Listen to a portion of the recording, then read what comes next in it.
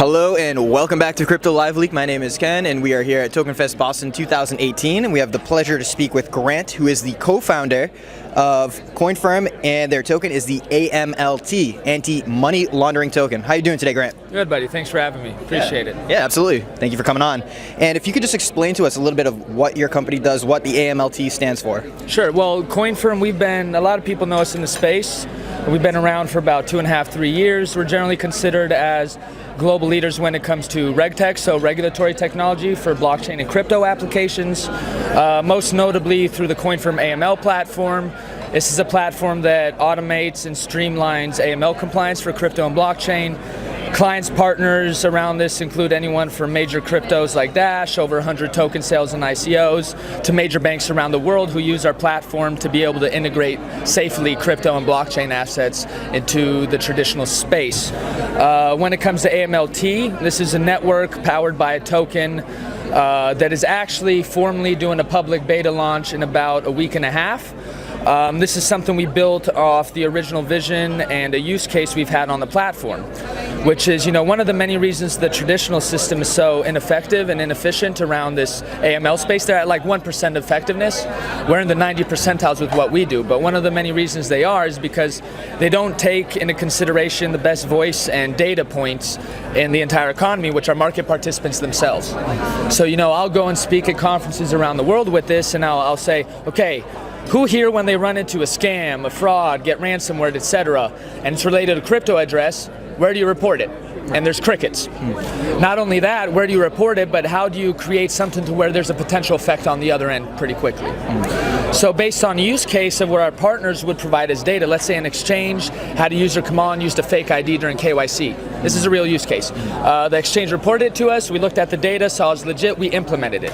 Therefore, the risk report, our AML risk report for that particular address, has a new flag related to fraud, elevated risk rating. We talked a moment ago about what's going on around with exchanges and hacks, etc. So what happened a few weeks ago is an exchange got hacked. They reached out to us. We looked at the data and evidence they provided, saw it's legit, implemented it. Therefore, the risk rating for the address related towards the hack, new risk rating, new flags. By the end of that day, in one day, those tokens that were stolen ended up on one of the largest exchanges in the world. This exchange is not using our platform. If they were, they would be able to see that right away, block it out. Part of this AMLT network is network members, so we have a bunch already on board, like Token Market, it's a major ICO platform, to where network members who do provide this data to us and we implement it get rewarded in our tokens that they can then use for our AML services that they already need or are already using. Okay, right? Yeah. The panel, widget, whatever is going to be accessible by anyone in the world. So, I'm sure you've been on Etherscan before and you saw the comments underneath. The only comments generally on Etherscan is this guy's a scammer, this guy's a fraudster, right? Yeah. So what we're doing is we're providing, a democratically, publicly available tool for anybody to report it. Okay. But if you get KYC'd and hold X amount of tokens, you can become a network member and then you can get rewarded for providing data, even on yourself. Because it's about really bringing a new sense, the true sense of transparency and security to the crypto economy that everyone talked about. Right? So you're just adding a layer of security through this sort of trust score that is established when you have a reported incident of mistrust on a specific address, and people that are participating in your network are able to leverage that data to prevent those specific addresses from interacting with their networks. And they're incentivized to do so. So like, for example, the hack thing I gave, that exchange not only just took that risk on themselves, but then they proliferated that risk throughout their ecosystem, knowingly or unknowingly. Right, so you don't want to run into situations where the regulator comes back and they're like, well, you're knowingly accepting these funds, right? Right. So it's about building this kind of incentivized network. The token incentivizes it, but building a network to where of like-minded participants that want to keep the good players in, or let's say the trusted players in, and the ones who are there to do nefarious things and to hurt people, right. Kind of try to keep them out.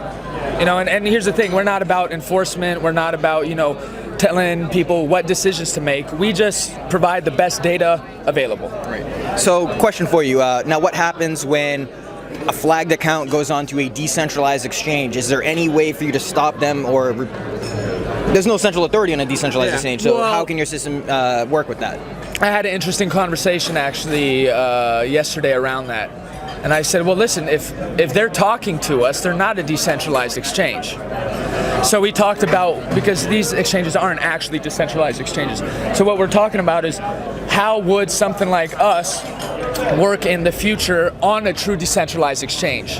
And I view it, this is an unknown still, but I view it going in two different directions. Either, because what would be a decentralized exchange would be people create it, and then they totally back off of it, and they never touch it again.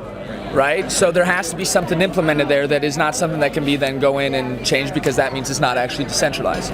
So I saw it in two ways. One, they implement our platform so that, like in a wallet case we had, so we integrated our platform and our network in a wallet. So before a user sends a transaction to another user in a wallet, they see the risk score and can make a decision whether that's someone they want to send their funds to, right? So in this case on decentralized exchange, I would see it that when building the exchange, they implement our thing so that whenever anybody is about to pay in, pay out, whatever it may be, they can see the risk scores of the other sides, right? And so the exchange itself might have a thing set, hey, if it's over this risk score, we don't accept it, right? Or if it brings up these flags, we don't accept it. And you could code that in a smart contract technically. But the thing is we're about automating this process. We view ourselves as the bridge between the crypto blockchain economy and traditional mass one. The biggest roadblock sits around regulatory compliance, and most specifically AML. So we view ourselves as that bridge, but we also view ourselves as changing the realities of compliance. From an ineffective, inefficient, manual, expensive process to an automated, efficient, effective process. So at the end of the day, we really see ourselves as changing those realities and automating it. But at the end of the day, someone has to make a decision. I'm not one of these kind of utopian guys that think the future is a totally, everything is decentralized, distributed, there's no centralization of decision making. That just goes against human nature. And I think, some of the early people in crypto kind of learned the hard way around that. That it's not this kind of utopian vision. Well, we are certainly glad what you are doing here for the cryptocurrency community. It's definitely a positive thing. So again, thank you, Grant, co-founder of Coinfirm AMLT and anti-money laundering token. Thank you, Grant. Appreciate it. Thanks, guys.